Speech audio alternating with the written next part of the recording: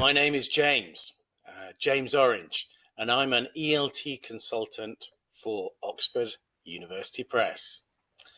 And I'm speaking to you from my house in La Coruña on the west coast of Spain, where, like many of you, I've been confined for the past few weeks due to the coronavirus.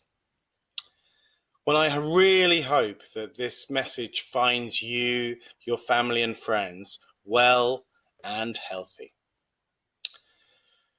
Okay, well, this is a cultural bite about London, and it forms part of a new series of presentations on different cultural subjects for students of English, available online from Oxford University Press.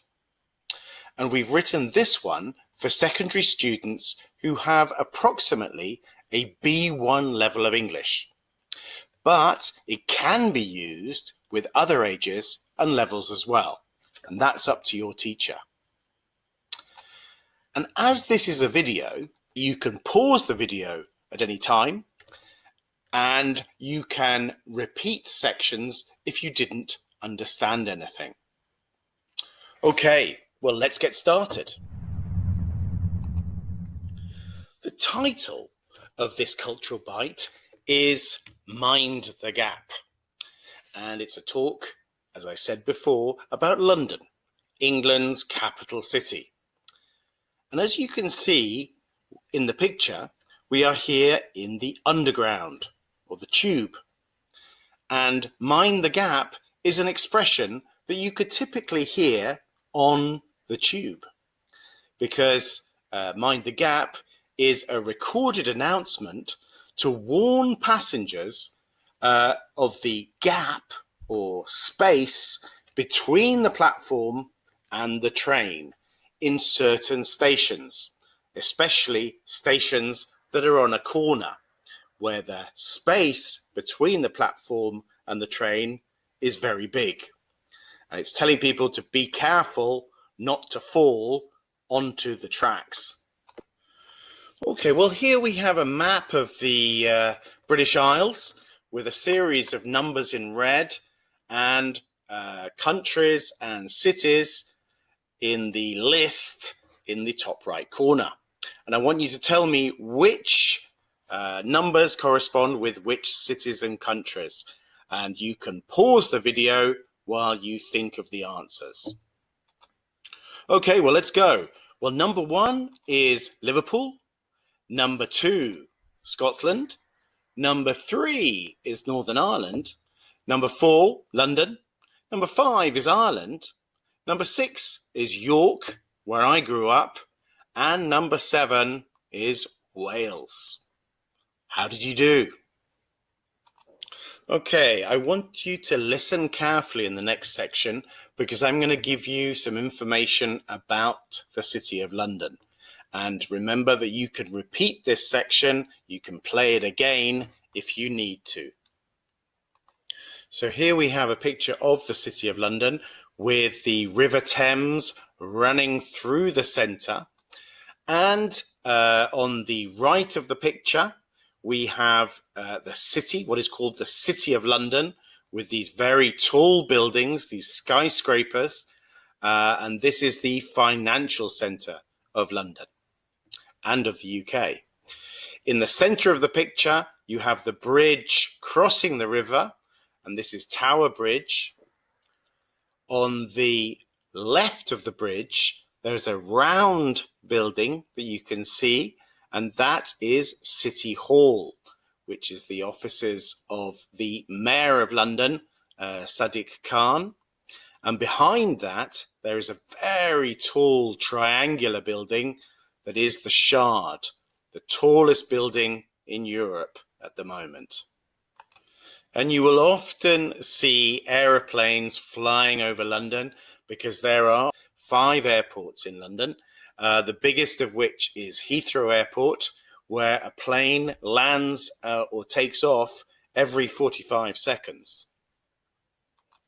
And here we have the Palace of Westminster with the Houses of Parliament, and on the right, the Elizabeth Tower better known as Big Ben. Most people take public transport in London, and it costs about £12.80 or €14 each day to travel around London. And you can pay using a credit card, or many people still use their old Oyster card. To get around, you can take the tube or go by train. These are two double-deckers. Double-decker buses are buses that have two floors, and here you have a modern version on the left and an older version on the right. The old double-decker bus used to have a platform at the back. Now, if you need to get somewhere quickly in London, it's probably better to take a taxi or a black cab. The black cab is the classic London taxi and is an icon of the city. They're big cars. You can actually fit as many as 5 passengers in the back of a black cab. And they used to be diesel, but very soon they will all be electric. Okay, well, here we have a beautiful picture of the London Eye at night at Christmas. And, well, they actually hold the firework display on New Year's Eve here as well. Okay, well, here's a quick quiz about some of the things that I've talked about earlier. So, question number 1, and remember, you can stop the video at any time while you think of the answers, okay, or pause it. So, question number 1 is, what do Londoners call the Underground? The Tube. Number 2, what is the name of the financial district in London? It's called the City. What's the tallest building in Europe? The Shard. What's the name of London's river?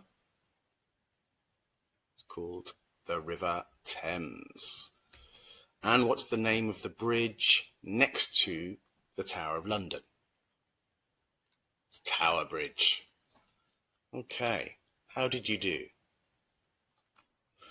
Okay, well, here's a picture of the London Eye during the day. And I want you to tell me, how many capsules does the London Eye have? Okay, you're going to have to count them, and you can pause the video while you do that. Okay, well, there are 32 capsules, but they are numbered 1 to 33 because there is no number 13. Obviously, the number 13 is unlucky, so that's why there isn't a number 13. But even if you book online, there is often a big queue. But don't worry, the queue moves very quickly as lots of people can travel in each of the capsules. So now I want you to tell me, how many people do you think can travel in each capsule? And again, you can pause the video to work this out. Okay, well, the answer is 25 people can fit in each capsule. So if you've got 32 capsules in total, that means that about 800 people can travel on each journey on the London Eye. And as the London Eye goes round very slowly, one journey lasts about 30 minutes. So in 1 hour, about 1,600 people can travel on the London Eye. Okay, well, here you can see the skyline of the City of London, the financial centre of the city. And as you can see, it has some amazing skyscrapers, these really tall modern buildings made of steel and glass. And it's also changing all the time. There's always new buildings going up. What's also quite strange in this picture is the blue sky. This is not normal. Okay, and if we move across the river to the south, you see the Shard. And this is named after a shard of glass, which is the pieces of glass that you get when you break a window, these triangular pieces of glass. And the Shard has offices, restaurants and hotels. It also has 44 lifts which take you up its 72 floors, and at 310 meters it's the highest building in Europe. It's almost the same height as the Eiffel Tower. The viewing platform at the top of the Shard has the best view of London, but it's expensive. On a clear day, you can see for a distance of up to 60 kilometers. And with the help of special telescopes, you can focus on London's landmarks and receive audio information about each of them. And if we go back to the city, back across the river to the north of the River Thames, to the city, you'll see that people have actually given nicknames to some of the tallest buildings in London. A nickname is basically an alternative, funny name for these buildings.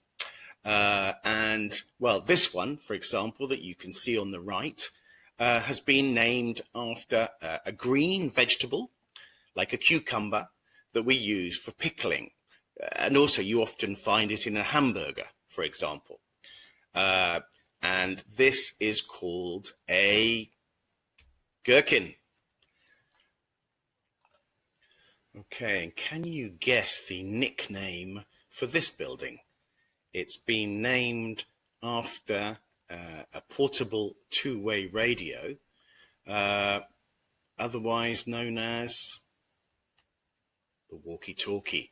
So this is the nickname for this building is the Walkie Talkie, because it looks like a two-way radio.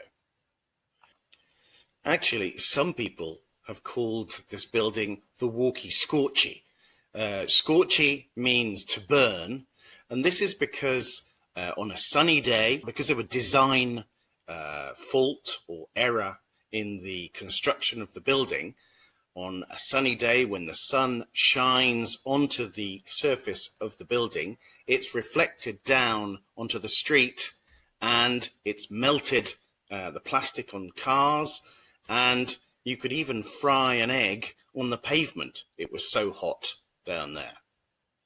But this problem has been corrected now by creating an awning to stop the light going down onto the street. And at the top of the walkie-talkie, you'll find the Sky Garden. So here we are inside the Sky Garden at the top of the walkie-talkie, and this is London's highest public garden, and it's got open air terraces with good views of the city, and there are also lots of restaurants and bars. And the good thing is that access is free, but it's very popular, so you need to book online at least 3 days beforehand. And if you like music or you like to dance, then you can always find a club or a band playing the type of music you like, even if it is reggaeton. And you can consult Time Out online to see what's on what day. And in the summer, between June and September, almost all the parks in London put on music festivals for people to go to. In July, for example, Hyde Park has a festival called British Summertime. This year, Kendrick Lamar, Pearl Jam and Taylor Swift are scheduled to perform. as long as it's not cancelled due to the coronavirus. Also in July, Stormzy will be rapping in Wireless Festival in Finsbury Park, while Khalid will be playing at Lovebox in Gunnersbury Park. And also in the summer, you have the world famous West Indian Carnival in Notting Hill, and that's in August every year. And for those of you who enjoy shopping, I don't, you can go to Oxford Street or to the largest and most luxurious department store in the UK. This is its motto in Latin, which means all things for all people everywhere. Can you guess which shop it is? Yes, it's Harrods, the largest department store in the UK. It has 330 departments and up to 300,000 people can visit each day. However, as I'm sure you know, Harrods is not cheap. It's a very expensive shop. And for example, a piece of soap could cost you 51 euros, and a teddy bear could cost you as much as over 2,000 euros. So that's pretty expensive. Okay, so here we are back in the city of London again at night, and there's a saying about London, which is, when a man is tired of London, he is tired of life, which basically means that London has everything for everybody, and you certainly won't get bored in London.